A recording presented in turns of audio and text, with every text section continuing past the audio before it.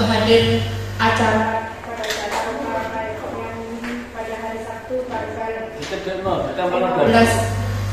tanggal 15 Januari 2024. Sholawat serta salam tetap tercurahkan kepada Nabi Muhammad Sallallahu Alaihi Wasallam yang telah menunjukkan jalan kepada kita, jalan kebenaran yang di Indonesia. Sebelum acara Loka Karya ini kita mulai, mari kita buka bersama-sama dengan bacaan Bismillah. Bismillahirrahmanirrahim. Semoga dengan bacaan Bismillah tadi memperlancar acara kita. Acara yang kedua yakni menyanyikan lagu Indonesia Raya. Kepada yang bertugas kami persilakan.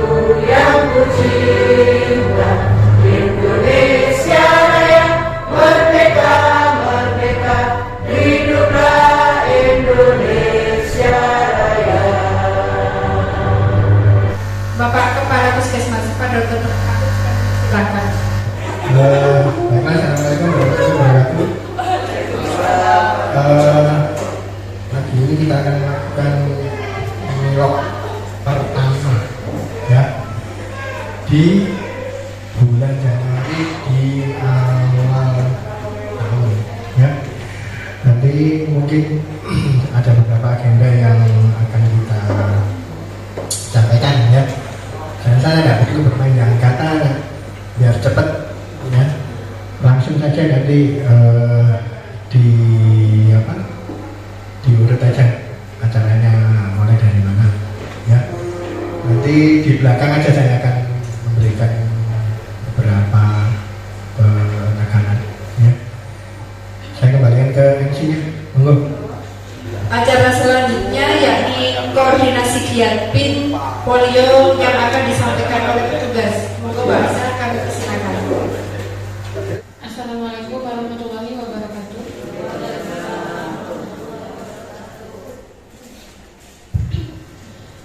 Untuk program imunisasi di bulan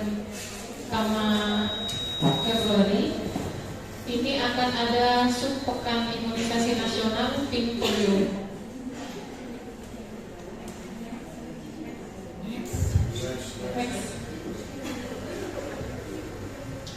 Jadi kenapa sih kok ada subpin polio? Yang pertama yaitu menindaklanjuti kasus lumpuh layu akut atau ALP. Ini terjadi di Provinsi Jawa Tengah, tepatnya di Kabupaten Klaten, dan di Jawa Timur juga ada, yaitu di Pamekasan. Jadi dua kasus ini setelah dilakukan pemeriksaan ternyata terkonfirmasi polio vaksin dari polio virus, yaitu PDPV2. Maka sesuai dengan rekomendasi Komite Imunisasi Nasional PIN, harus dilaksanakan respon imunisasi melalui subpekan imunisasi nasional PIN polio. Next.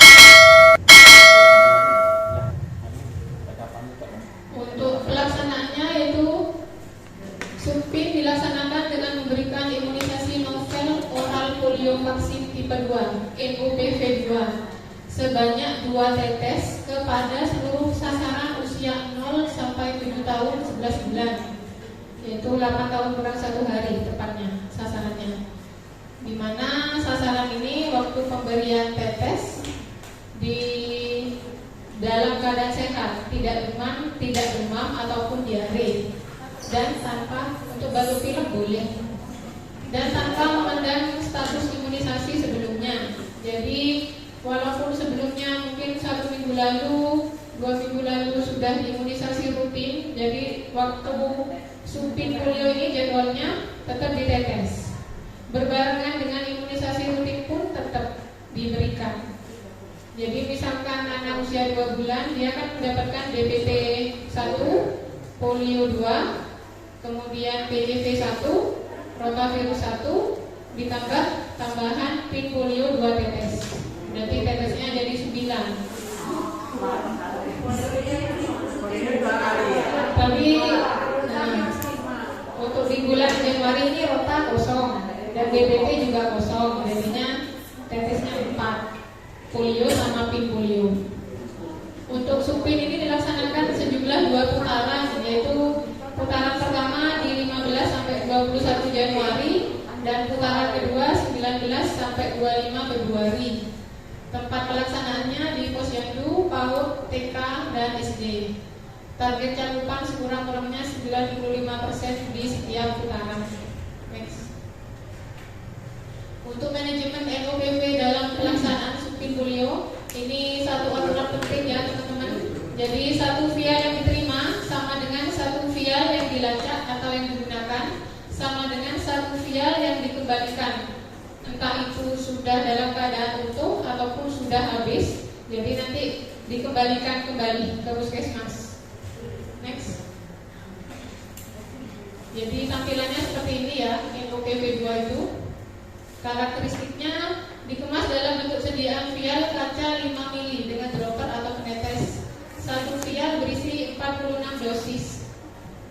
Sama dengan BOPV, sama dengan vaksin polio rutin. Jadi vaksin ini sangat sensitif terhadap suhu panas. Next. Untuk di puskesmas yang menjadi catatan penting yaitu jumlah vial yang diterima dan yang dikembalikan lagi nanti ke dinas itu harus sama. Jadi vaksinator wajib mengembalikan semua vial NOPV kosong dalam plastik klip. Jadi nanti di pelaksanaan ini vaksin dibungkus klip masuk ke dalam vaksin karier, entah itu utuh atau sudah terbuka, jadi tetap ada di dalam plastik klip. Kemudian yang sudah kosong dimasukkan dalam klip, kemudian dimasukkan ke dalam kontainer box untuk dikirim kembali ke dinas kabupaten dan diteruskan ke provinsi. Jadi nanti vaksinnya ini via kosongnya tetap balik ke provinsi, ke Kemenkes juga nanti ada. Next. Di tingkat pelaksanaan oleh tim vaksinasi itu vaksin ya yang ada di vaksin karier, jadi terbungkus klip. Yang pertama yang perlu diperhatikan yaitu periksa bahwa tim vaksinasi tidak kehabisan stok vaksin. Yang kedua, periksa dan pastikan bahwa vial vaksin dan penetes tidak terendam air di dalam vaksin karier. Kemudian yang ketiga, tidak ada vaksin lain di dalam vaksin karier. Jadi nanti apabila teman-teman bersamaan dengan posyandu pelaksanaannya harus membawa 2 vaksin karier, yang satu untuk NOPV dan yang satu untuk vaksin rutin. Kemudian selanjutnya periksa bahwa bukan balok S yang digunakan dalam vaksin karier, tetapi menggunakan ice pack untuk menjaga label pada vial terlepas. Jadi kan memang ini aturannya harus pakai ice pack, tapi tidak boleh pakai es batu. Periksa bahwa pen marker atau penanda masih dapat digunakan dan ditutup dengan baik setelah digunakan. Jadi anak-anak nanti setelah mendapatkan pin polio diberi tanda pakai pen marker di jari kelingking. Kemudian pastikan bahwa vial kosong, penetes dan penutup vial disimpan dalam plastik klip. Dan setelah di puskesmas tidak disimpan dalam vaksin karier. Jadi kalau sudah nyampe puskesmas yang kosong-kosong itu dimasukkan ke dalam box pada titik pembuangan. Next. Untuk IP yang mungkin terjadi ya, vaksin ini sudah termasuk vaksin yang aman dan efektif. Secara umum tidak menimbulkan reaksi simpang pada tubuh. Jadi mungkin hanya nanti efeknya menangis, demam, kemudian mungkin ada ngantuk, mungkin cuma itu. Next. Untuk kegiatan subsidi polio di Puskesmas Beringin ini total sasarannya 3.742 anak. Ini dari 3, medannya lumayan sulit. Untuk jumlah petugas pos ada 19 petugas, termasuk vaksinator dan supervisor. Jumlah alokasi vaksinnya 75 vial yang kita terima. Next. Nah, ini anak-anak sudah mendapatkan pin polio. Ini di Aceh. Next. Vaksin MOPV dibungkus klip. Next. Ini semua vial kosong dimasukkan ke dalam plastik atau kantong limbah medis dan ditandai, diinformasikan kepada petugas testing untuk tidak mengambil sampai subsidi selesai. Jadi setelah selesai dimasukkan ke dalam plastik tanpa medis, kemudian dimasukkan ke dalam terima kasih. Sekian saja dari saya. Untuk jadwalnya apa masih perlu untuk ditambahkan?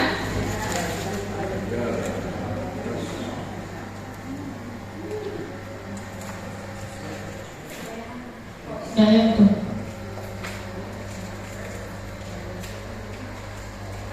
Jadi jadwalnya ada ini, dari tanggal 15 sampai 21 Januari. Jadi ini ada 105 pos. Dari tanggal 15 sampai tanggal 20. Selanjutnya ini juga ada tim Sumber Gading 1 bersama Dr. Agus. Kemungkinan nanti di Posyandu Melati 1 ini juga dari grup Muspika juga akan bergabung nanti di tanggal 15 ini. Kemudian Sukosari Kidul nanti di tanggal 16 akan disupervisi sama Dr. Faisal. Di Tegal Jati nanti tanggal 16 akan Ya, mungkin itu saja dari saya. Mungkin itu saja dari saya, kurang lebihnya mohon maaf. Wassalamualaikum warahmatullahi wabarakatuh.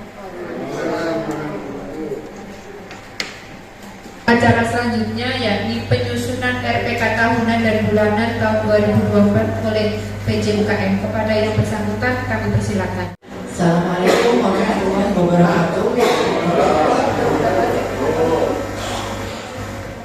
Mohon izin, saya akan menyampaikan terlebih dahulu. Saya akan menyampaikan hasil PKP teman-teman, capaian teman-teman di tahun 2023. Ini adalah capaian dari UKM esensial. Berdasarkan dari data ini didapatkan bahwa nilai PKP terendah yaitu di program P2.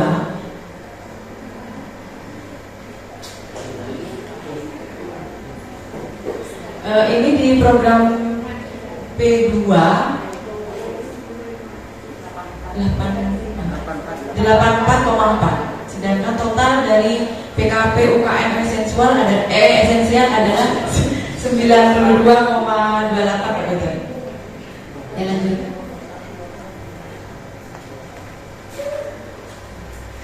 Ini adalah dari UKM pengembangan.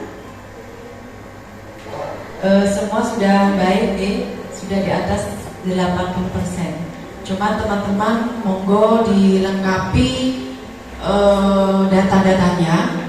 Jadi nilainya tidak, nanti kalau didatangi dari dinas nilainya tidak akan turun. Lanjut. Ini adalah program yang dari P2 berarti. Yang di bawah target itu ada ISPA dan PTN. Yang di bawah angka 50%. Jadi ini yang akan dijadikan prioritas masalah di UKM Pak Dokter di tahun 2020 PKP 2023. Lanjut. Tabel ini adalah tabel identifikasi masalah, yaitu dari cakupan penderita indikator, yaitu cakupan penderita pneumonia balita. Targetnya itu 75%, capaiannya 45%, gapnya itu 29,7. Jadi masalahnya adalah masih terdapat 29,7% penderita pneumonia balita yang tidak ditemukan. Begitu. Mungkin untuk tahun depan bisa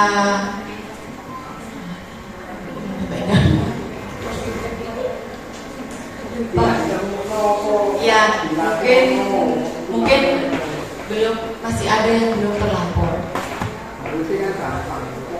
Ya. Ini yang kedua, yaitu penderita kasus pneumonia yang diobati. Targetnya 70%, capaiannya itu 44%. Berarti ini ada penderita pneumonia yang tidak diobati sesuai dengan standar. Kemudian yang ini dari PTM, presentasi merokok penduduk usia 18 sampai 18 tahun.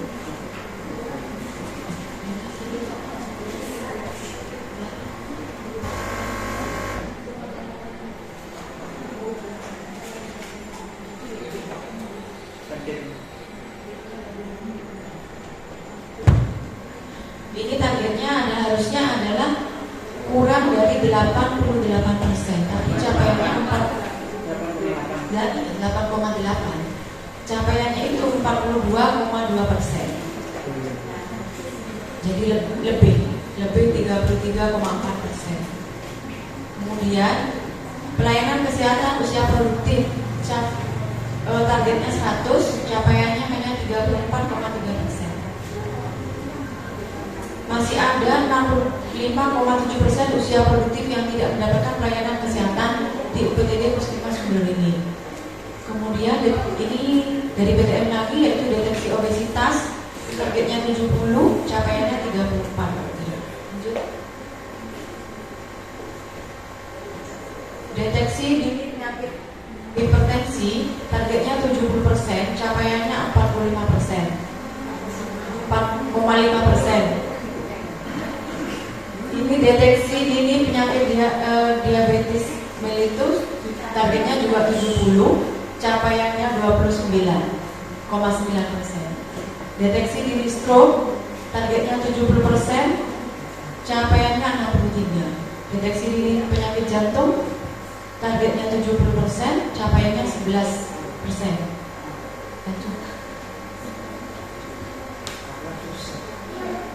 Ini yang sangat, menurut saya PJ-nya benar yang sangat sulit. Mungkin teman-teman bisa memberikan solusi atau masukan kepada saya pribadi bagaimana caranya meningkatkan cakupan dua ini, deteksi dini kanker payudara dan deteksi dini kanker leher rahim. Targetnya adalah 70% dan capaiannya hanya 2,3. Sebenarnya ini dalam kurun waktu 4 tahun sekarang, betul, 4 tahun ke belakang. Ini capaiannya masih 2,3%. Kemudian deteksi dini gangguan indera, targetnya 70, capaiannya 39,9. Mungkin kalau nanti dari deteksi dini kanker payudara dan leher rahim ini bisa meningkat, mungkin di PTM akan juga meningkat. Lanjut. Monggo dari teman-teman, ini adalah menentukan urutan prioritas masalah. Masalah apa yang kita anggap paling urgent, yang harus kita selesaikan terlebih dahulu. Mungkin dari tim manajemen bisa membantu. Terima kasih. Jadi monggo teman-teman kita brainstorming dari dua item yang ada di UKM ini. Kira-kira cakupan ini kira-kira kita kasih nilai berapa untuk urgensinya? 5. Yang lain? 5 itu. itu paling tinggi nanti ya urgensinya ya. Paling urgent berarti ya. Iya. Bisa dibantu ditulis paling kan di situ. Untuk ini 5. Untuk seriously-nya, jadi ke masalahnya ini berapa? 4. Oke. Untuk gurunya, kalau masalah ini tidak kita selesaikan, dia akan membuat pada permasalahan yang lain, menimbulkan masalah kesehatan yang lain. Kira-kira kita kasih nilai berapa? 5. Oke. Totalnya berarti 4 kali 5 kali kita kalikan.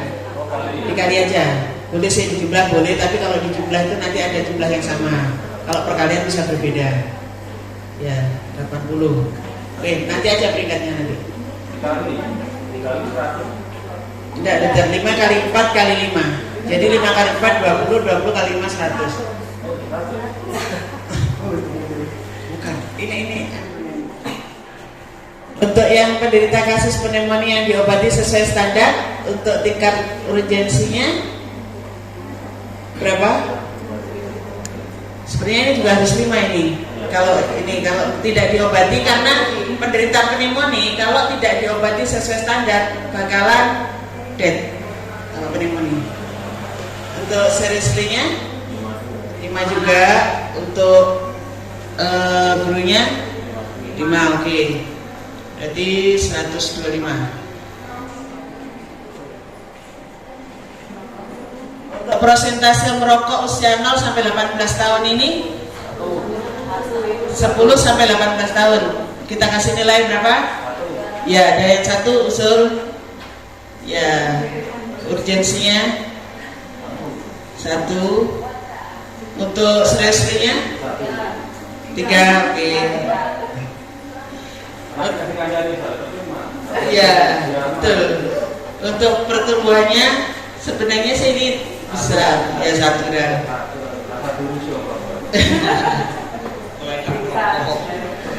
Jadi nilainya 3. Untuk pelayanan kesehatan usia produktif, tadi ini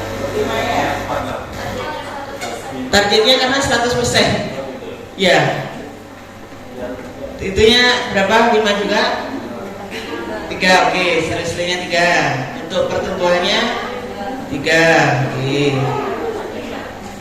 Berapa ini teman-teman yang di belakang? Halo? 45.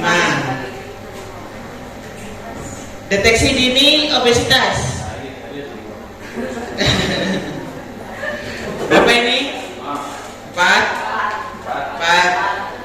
Untuk urgensinya, seriusnya 4. Oke. Krunya 2.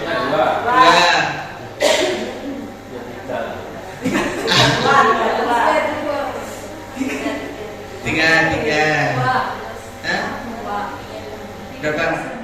Berapa nilainya? Kalau obesitas terkait sama hipertensi. Tinggi jantung 16. 8. Untuk deteksi dini penyakit hipertensi, dia mah 4. Oke, 4. Itu seriously. 5 dah. Untuk gurunya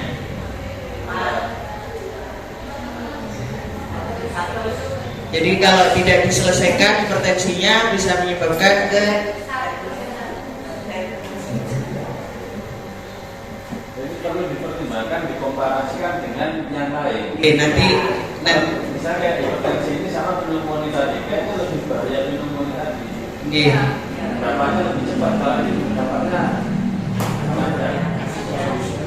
Kalau bersifat sama, mereka beda data. Nanti kita buatkan urutan prioritas. Meskipun sama, kita buat urutan prioritas. Ya.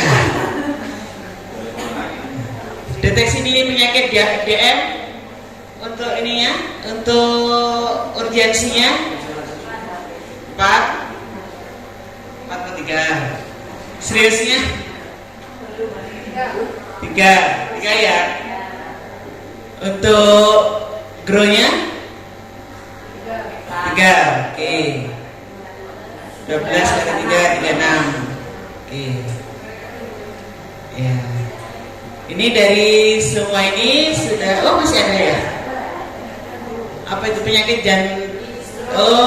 deteksi dini stroke. Urgensinya 4 apa 5? 4 ya. Seriously-nya? Halo teman-teman. Untuk pertumbuhannya 5. Oke. 16 kali 5 80. Deteksi dini penyakit jantung sama ya, itu 4 karena jantung dengan stroke sama 4 5. 80. Untuk deteksi dini kanker payudara dan kanker leher rahim ini nanti jadi satu nilai yang sama, 3 ya. 3 berapa Bu? 3 ya? Ya. Kok 9? 3 kali 3 9 27.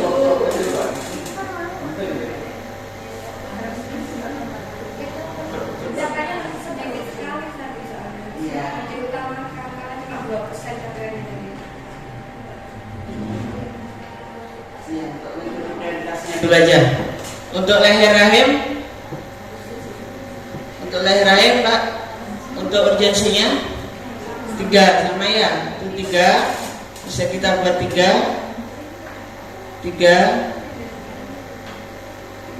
27. Deteksi gangguan indera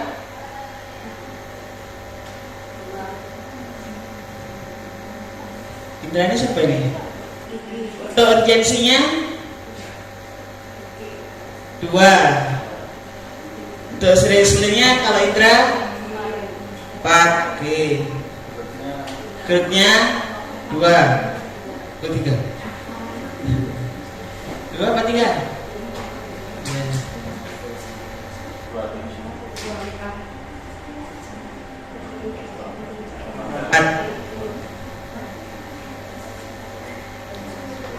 Sudah ini setelah kita buat MSG baru kita lakukan perankingan dari nilai ini.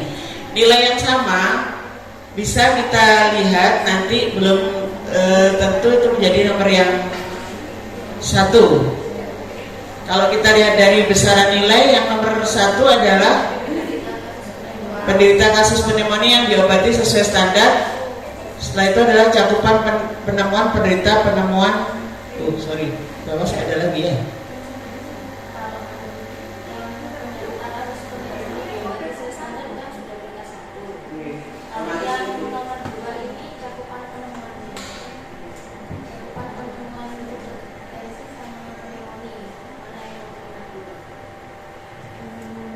Itu ada, satu adalah deteksi dini penyakit hipertensi yang 100 dan satu adalah cakupan penderita pneumonia balita.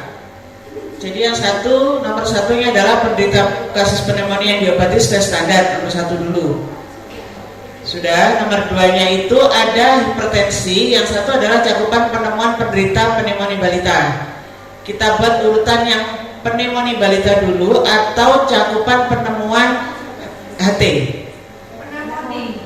Pneumonia dulu. Lebih cepat ya. Oke. Berarti nomor 2 adalah yang pneumonia balita.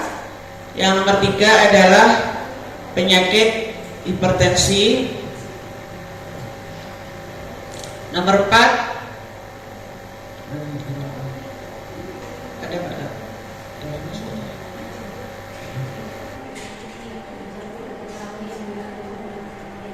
Nomor 4 adalah deteksi dini penyakit jantung dan stroke, itu sama-sama nomor ya, bisa nomor 45. Untuk nomor 6 adalah deteksi dini obesitas ya, 48. obesitas ya, masuk di PTM semua ini. Obesitas nomor 6, nomor pelayanan usia produktif 3 ya, nomor 8. Nomor 9-nya nomor 9-nya untuk yang IFA dan kanker leher rahim. Itu biasa nomor 10. Yang nomor 11 adalah di Indra. Kok kurang 1 itu? Apa? Oh, yang merokok ini 12 ya, merokok nomor 12 ya. Ini dari hasil brainstorming kita untuk prioritas masalah yang ada di UKM. Langkah selanjutnya setelah ini adalah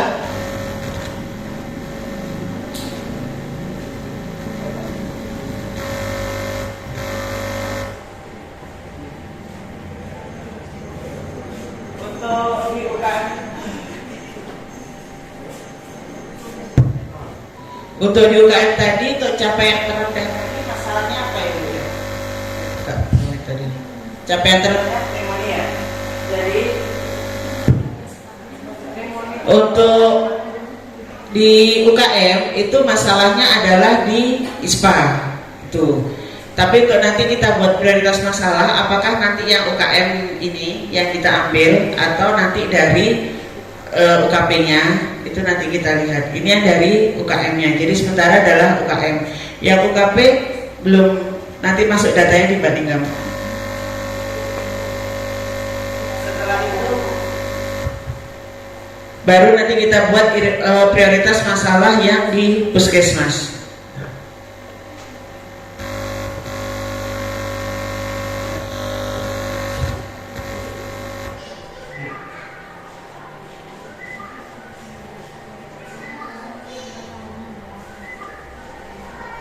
Kita mau mencari kira-kira kita buat akar masalah dari yang UKM aja ini dulu. Jadi nanti yang pertama tadi itu adalah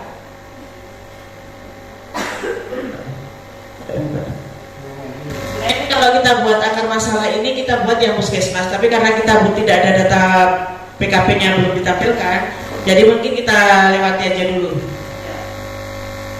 Sekarang dalam penyusunan nanti kita buat penyusunan RUK dan RPK-nya. Saya kasih contoh teman-teman ya, cara membuat RUK. Angkanya cukup kecil, itu karena di BSPK itu kan kita butuh updating data lagi, karena Ibu bersalin yang lama kan itu sudah data-data lama. Jadi kegiatannya adalah di updating data BSPK. Ini masalah utamanya adalah, lihat Pak,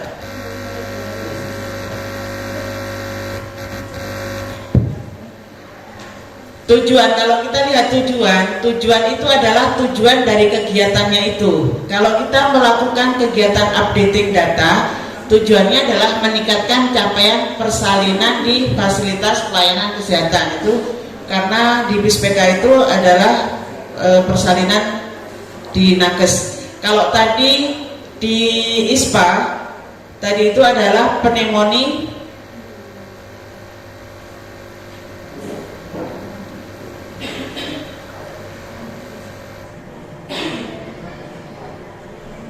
penderita kasus pneumonia yang diobati sesuai standar.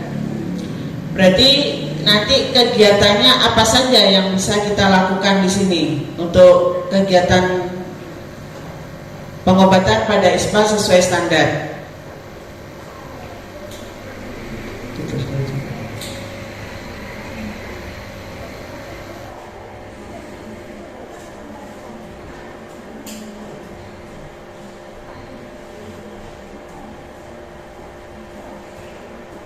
Di programnya itu adalah di program B2.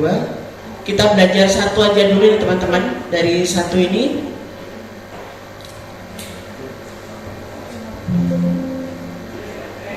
Tujuannya adalah kira-kira apa teman-teman? Kalau kita melakukan penderita kasus pengobatan kasus pneumonia sesuai standar. Tujuannya kata kerja ini kalimatnya kata kerja. Meningkatnya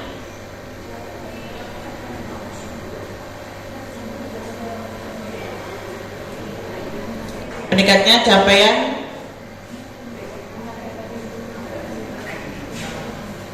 penderita pneumonia yang diobati sesuai standar di puskesmas ya.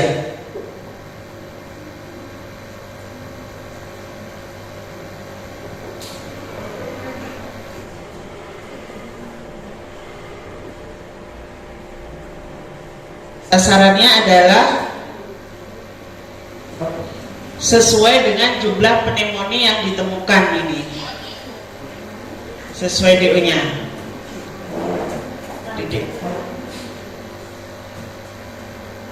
Bisa dilihat Bu di DO-PKP-nya berapa sasarannya, Bu Ina? Target sasarannya tidak ada.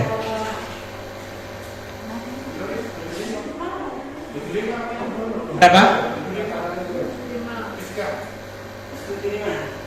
Aku enggak tahu. Itu targetnya, sasarannya Mbak Rizka. Sasarannya kan balita. 100. Sasarannya 111. Oke. 117 balita ya. Target sasarannya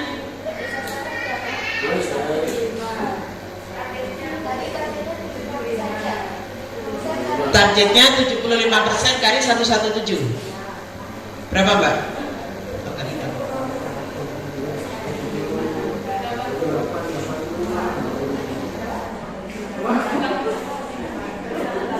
Delapan 87,88 ya. Ini penanggung jawabnya koordinator ISPA. Kebutuhan sumber dayanya apa saja ini di sini kita kira?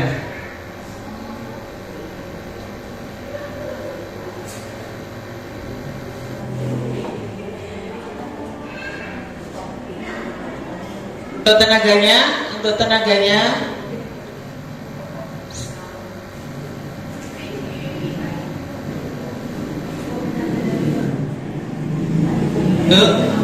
kira-kira siapa aja teman-teman? 1 koordinator ISPA oke, PJUKM oke. Terus dokter, bidan dan perawat wilayah juga. Dokter, untuk ISPA itu boleh diobati di wilayah gitu dokter? Kalau pengobatan nggak boleh kan? Ya, jadi untuk nanti yang di teman-teman wilayah adalah penemuan kasus ISPA-nya. Kalau sudah jelas, kalau sudah jelas kasusnya pneumonia harus segera dirujuk. Tidak boleh diberikan antibiotik di wilayah, itu dokter. Karena kalau pneumonia harus diberikan antibiotik.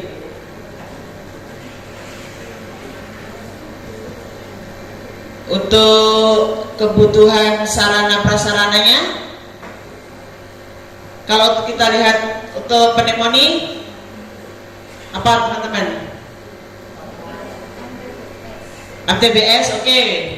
Belangko MTBS, MTBM oke, bisa. Tapi jarang kalau pneumonia di bawah 2 bulan itu. MTBS kalau pneumonia. Terus yang kedua,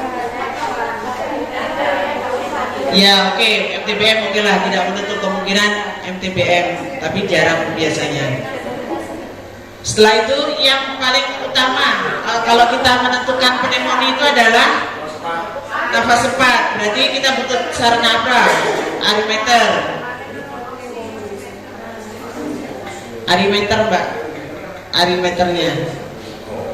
Untuk arimeternya teman-teman itu masih bisa atau tidak? Kalau kita tidak ada arimeter berarti kita pakai apa? Jam. Ya berarti kan masih bisa kan? Berarti kita tidak boleh menjawab tidak melakukan karena kita tidak punya arimeternya.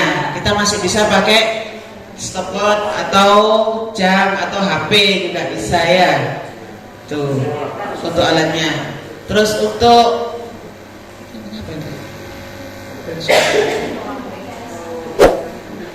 cara pelaksanaannya agar pengobatan pneumonia ini bisa tercapai, kira-kira bagaimana teman-teman pelaksanaannya?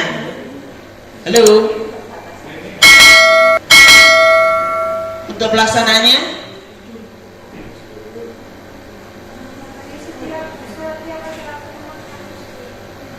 Lah, setiap ada kasus pneumonia harus segera dirujuk ke puskesmas. Tidak boleh diobati di sendiri ya. Jadi karena pengobatan itu kan masuk miliknya dokter. Jadi wajib dirujuk ke puskesmas. Dilihat kalau ada pasien itu dengan nafas cepat. Nafas cepat kalau untuk balita berapa? Teman-teman? Balita 50. Kalau bayi muda, untuk bayi muda dulu di atas 60. Untuk 1 tahun masih bayi, bukan 2 tahun, 2 bulan ke atas. 2 bulan ke atas baru 50. Itu kan. Balita di atas 40, balita di atas 40 kan batasannya gitu kan, 60, 50, 40. Betul Bu Suratin? Ya, jadi kalau untuk bayi muda 0 sampai 2 bulan nafas cepatnya di atas 60. Kalau di atas 60 kita ulang lagi. Lah, hasilnya berapa? Itu yang kita tuliskan di MTBM. Ya, berarti kalau sudah nafas cepat bisa jadi itu pneumonia. Tapi kalau yang di MTBM, khusus untuk MTBM bukan pneumonia, tapi penyakit sangat berat. Ya, jadi bedanya itu. Makanya kenapa tadi saya tidak masukkan di MTBM, karena MTBM itu tidak ada diagnosa pneumonia, tetapi penyakit sangat berat. Kalau sudah begitu harus kita lakukan rujukan, nanti tergantung pemeriksaan lanjut oleh dokter. Mitra kerjanya siapa aja di sini? Agar ISPA ini pneumonia itu bisa tercover, datanya bisa masuk kita semua. Mitra kerjanya siapa aja kira-kira?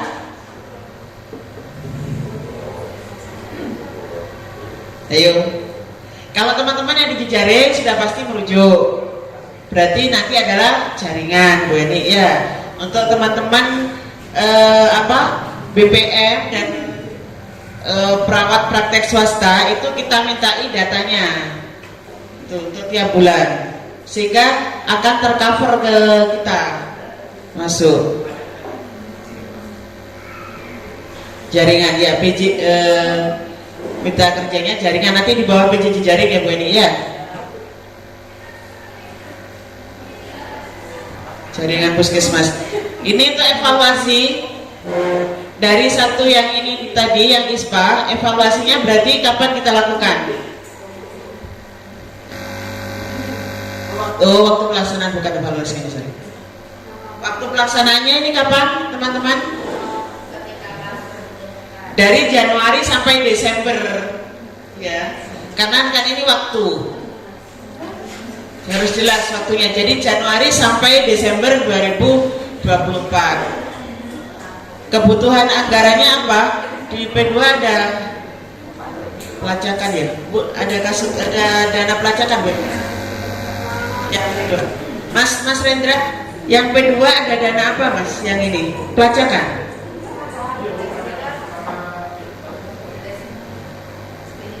Berarti masih ada kan datanya, screeningnya?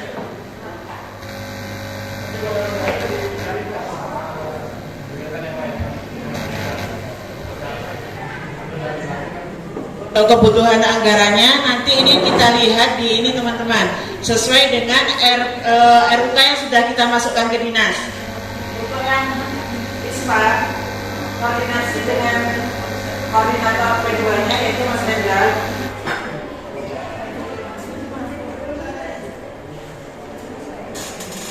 Karena konsul kemarin Mas Rendra ya. Jadi nanti disebarkan ya Mas Rendra ya ke teman-teman koordinator kegiatannya itu apa saja. Jangan sampai nanti Mas Rendra sudah membuatkan menu, ternyata koordinatornya tidak mengetahui ada menu itu. Ya. Itu. Indikator kinerjanya apa teman-teman di sini? Indikator kinerja yang itu adalah indikator yang sama dengan di PKP. Berarti di PKP tadi indikatornya apa? Mbak Rizka. Oh, indikator bukan 70%. Indikatornya apa ini? Kegiatan ini harus kita lakukan agar menunjang indikator di PKP. Indikatornya adalah penderita kasus pneumonia yang diobati sesuai standar.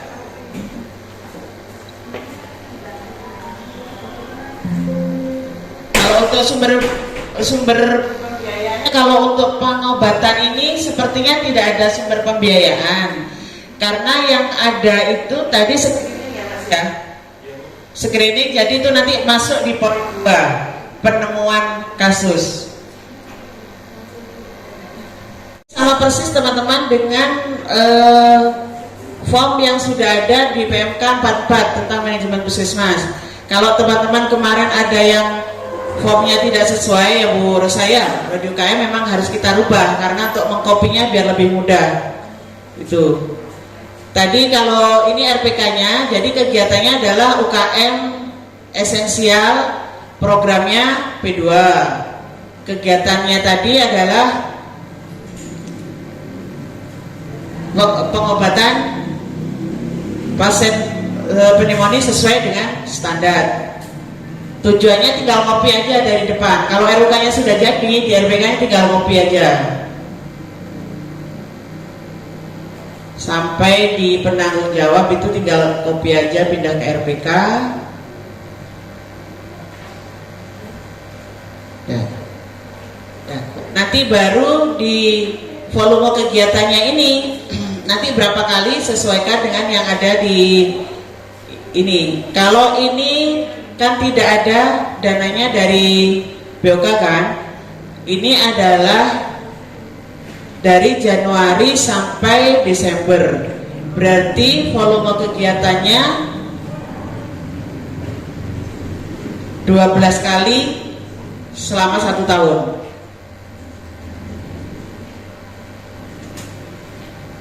Betul. Kalau kasus salah 12 kali. Ayo. Apa teman-teman? Volume kegiatannya kalau pengobatan pneumonia sesuai standar, setiap ada kasus ini, volumenya adalah setiap waktu, setiap ada kasus. Jadi bisa berapa kali? Pokoknya ada kasus pneumonia langsung diberikan pengobatan sesuai standar.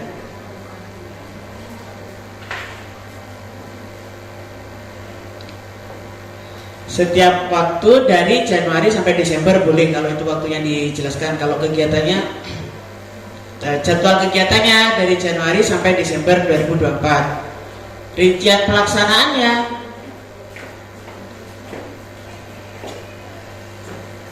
gimana kira-kira? Setiap ada kasus, ayo. Tadi kan sudah dijelaskan ininya di depan tekniknya. Setiap ada kasus pneumonia yang ditemukan diberi dirujuk ke puskesmas. Tadi kan sudah, kalau ini kan ada nanti di ISPA ada 2 kegiatan kan. Yang tadi adalah penemuan kasus, yang pertama, kedua pengobatan sesuai standar. Setiap ada kasus yang ditemukan wajib dirujuk ke puskesmas. Setelah itu, setelah dirujuk baru dilakukan pengobatan. Itu untuk rinciannya.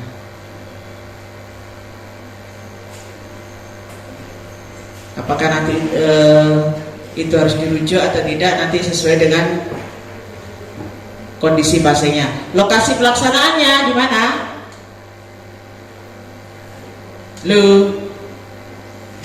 Lokasi pelaksanaan Pengobatan puskesmas ya.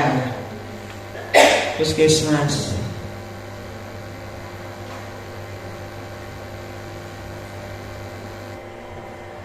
Di UPTD Puskesmas Sumberingin. Nah, untuk biayanya karena ini tidak ada biaya dari BOK, tidak ada biaya aja sudah. Kalau kegiatan yang pertama tadi, kegiatan kedua Mbak Rizka maksud saya, itu kan penemuan kasus ya, beda Mbak Rizka. Baru biayanya ini sesuaikan dengan yang sudah ada di eregarnya berapa di situ. Kalau dari kasus itu nanti masih ada butuh kegiatan lagi yang tidak ada dananya, bisa ditulis lagi di RUK kita kegiatan apa, kegiatannya apakah berdiri sendiri atau nanti bisa ngampung ke orang lain. Contoh, mungkin penyuluhan. Ada pasien itu tidak berobat karena dia tidak paham bahwa itu adalah pneumonia dan akibat pneumonia adalah sebuah kematian. Bisa jadi pernah ada kasus datang ke puskesmas, Bu ini sesek minta diasap, padahal setelah dicek itu adalah pneumonia. Taunya kan dia hanya sesak aja ya. Jadi kita harus meningkatkan pengetahuan masyarakat untuk mengenal tanda-tanda pneumonia secara dini. Mungkin itu butuh juga kegiatan itu, kegiatan penyuluhan. Masuk di RUK-nya PJ ISPA. Siapa yang melakukan nanti? Apakah di Posyandu atau nanti di Muslimat atau di mana? Monggo. Dananya juga tidak ada. Itu adalah contoh kegiatan. Sama dengan ini kegiatan yang lain. Paham teman-teman?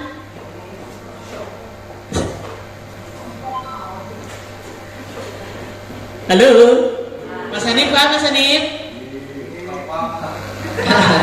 Kalau nggak paham nanti inilah kita belajar bareng lagi. Saya juga masih belajar kok. Itu. Ya. Jadi ini RPK ini, nah ini harus segera dibuat teman-teman karena besok mau PKP. Kalau yang karena besok itu sudah mau PKP, jadi RUK-nya akan diminta RUK di 2024. Jadi yang di eregarnya teman-teman itu harus sudah dibuat semua RUK dan RPK-nya. Halo? Kita PKP tanggal 24. Tinggal 6 hari. Monggo sangat teman-teman kita buat apa untuk RUK dan RPK yang dalam masih pin. Ya, memang harus kita kerjakan. Karena RUK yang saya siapkan untuk akreditasi sebenarnya salah gitu loh. Di dalam itu salah, setelah saya belajar lagi salah, dan itu harus saya betulkan. Ya kalau nanti waktu penilaian PKP itu beliau tidak sedalam, ya alhamdulillah, maksudnya gitu akan dikasih apa trik-trik ini paripurna gitu aja. Paham teman-teman? Sama seperti beliau tadi ya. Untuk yang pospin juga dibuatkan begini Mbak Isa ya. Iya. Jadi mulai dari RUK sama RPK-nya. Kalau RPK-nya kan nggak ada biayanya, tapi kan biayanya itu pakai ya, bukan polionya.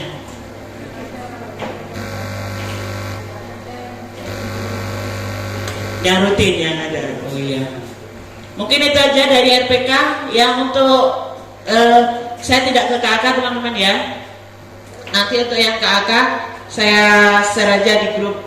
Jadi segera nanti teman-teman untuk konsul KAK-nya. Itu nanti contohnya saya mudah-mudahan kalau nanti siang bisa kita share nanti siang. Terima kasih itu yang untuk pembuatan RUK dan RPK-nya. Ada pertanyaan? Ya, baik. Semoga teman-teman diam, bukan berarti ya. Semoga pusing gitu loh. Saya harap teman-teman diam itu pusing. Kalau pusing kan bagian dari proses. Kalau bapak terus karbono ya itu beda lagi ya. Tapi saya yakin teman-teman pusing gitu. Terima kasih. Assalamualaikum warahmatullahi wabarakatuh. Semoga yang disampaikan oleh Bu KTU tadi membuat kita semakin Acara selanjutnya dari evaluasi kinerja Puskesmas tahun 2023 oleh PJ Mutu. Monggo yang bersangkutan kami persilakan.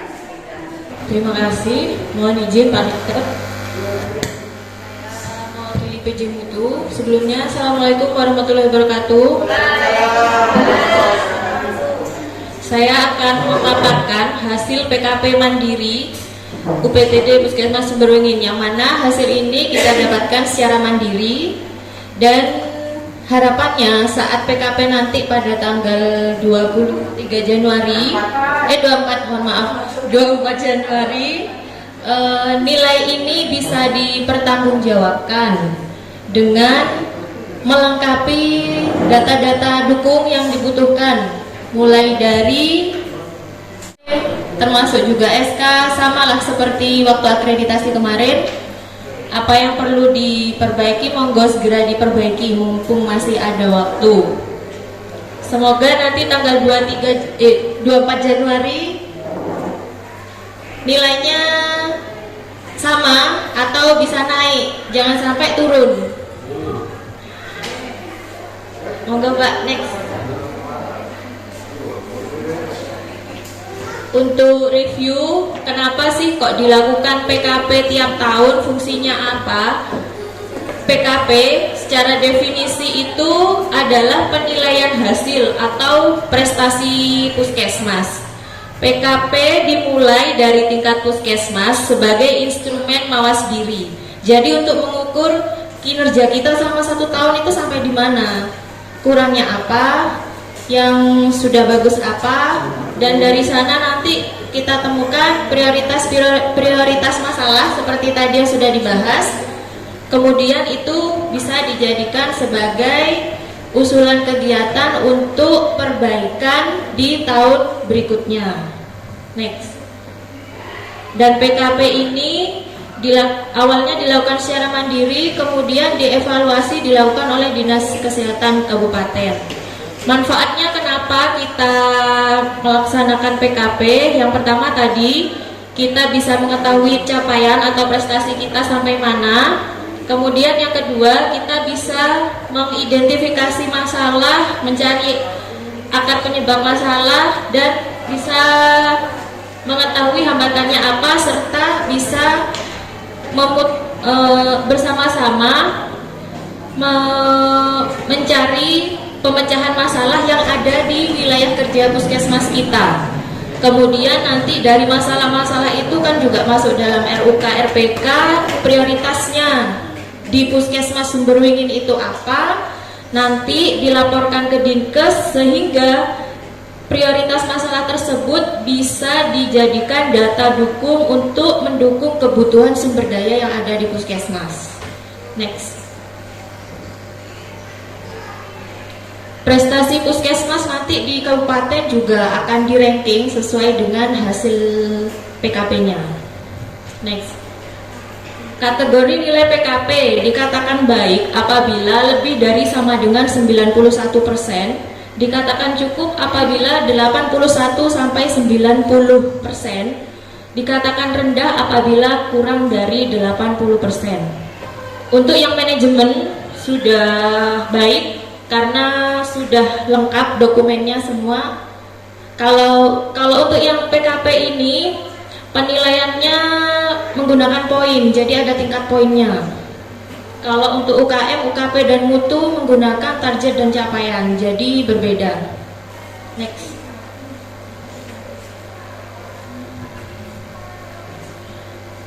Untuk UKM esensial tadi sudah disampaikan oleh Bu Rosa, sudah masuk dalam kategori baik.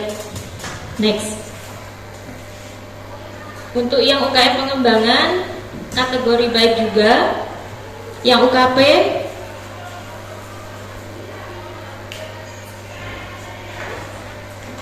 Yang UKP kategori nilainya cukup.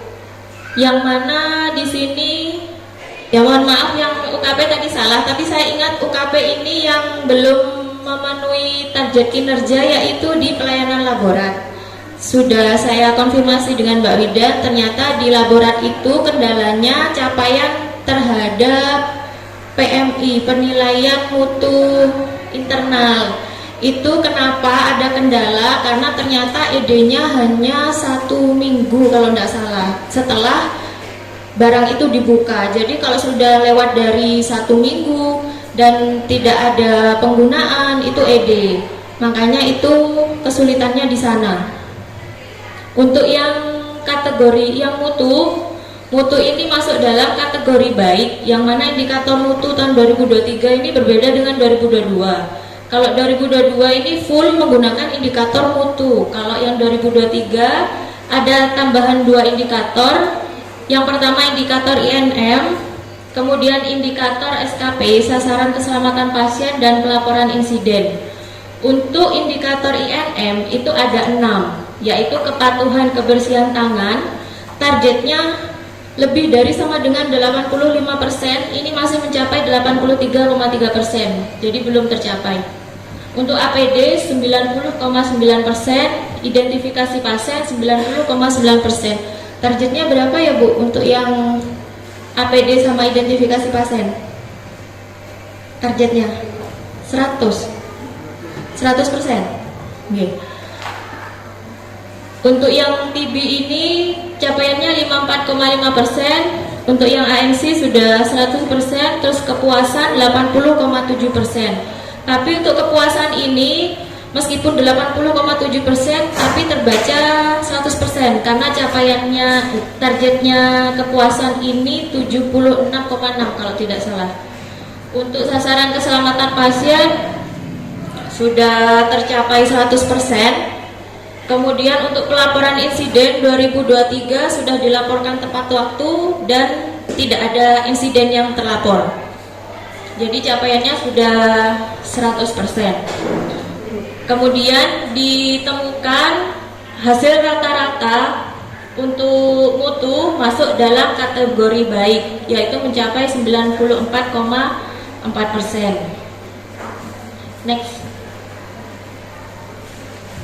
Jadi total nilai PKP Puskesmas didapatkan dari manajemen 100, UKM ini merupakan nilai rata-rata dari esensial dan pengembangan, totalnya 95,94, UKP 90,7%, yang mutu 94,4%. Kemudian didapatkan rata-rata nilai akhir 95,26%. Kalau rata-rata nilai akhir kita 95,26%, berarti PKP kita masuk kategori bagus. Semoga angka ini tidak turun saat Dinkes datang ke sini dan bisa dipertanggungjawabkan.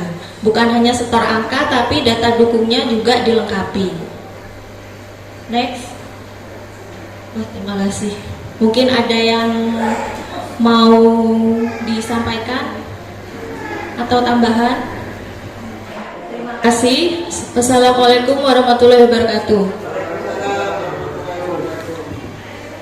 Betul itu, terakhir kan Pak Rio itu bilang sama Pak Bus, nanti akreditasi yang menilai itu bukan surveyor lagi, masyarakat kan sudah memuaskan masyarakat itu gak gampang.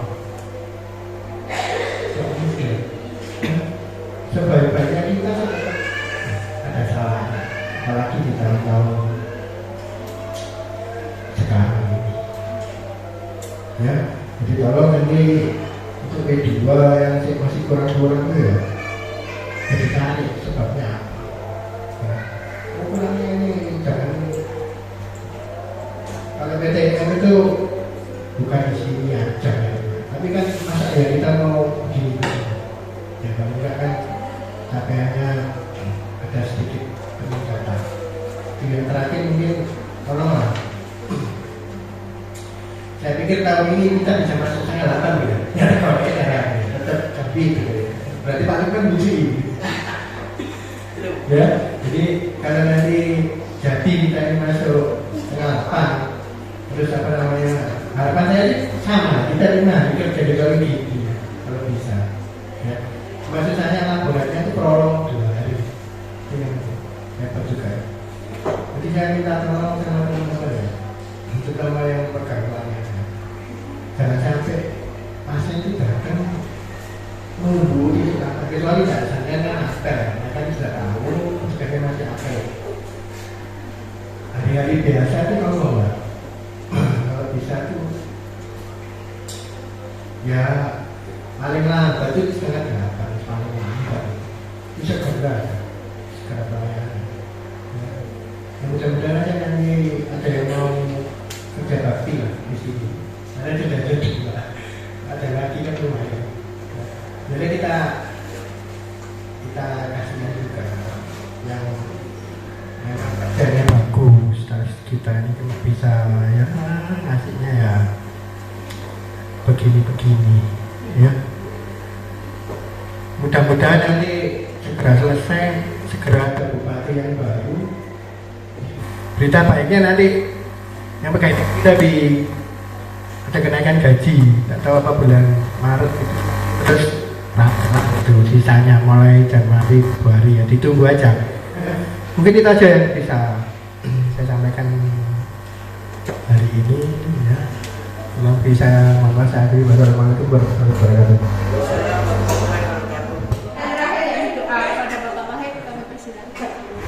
Mari kita kelas sejenak, kita berdoa mudah-mudahan manfaat dan ke depan masih 11 bulan lagi, mudah-mudahan lancar. Bismillahirrahmanirrahim. Alhamdulillahirabbil alamin wassalatu wassalamu ala asrofil mursalin sayyidina Muhammadin ajmain. Alhamdulillahirabbil alamin. Allahumma shalli wa sallim wa barik ala sayyidina Muhammad wa ala alihi kama la nihayata kamalihi. Allahumma inni as'aluka al-huda wa tuqa wal afafa wal ghina. Ashhadu an la ilaha illallah astaghfirullah nas'aluka al-jannata wa na'udzubika minan nar. Allahumma inni afuwun tuhibbul afwa wa'fu 'anna ya karim. Allahumma rabbana atina fid dunya hasanah wa fil akhirati hasanah wa qina adzabannar. Subhana rabbika rabbil izzati amma yasifun wa salamun 'alal mursalin walhamdulillahi rabbil alamin.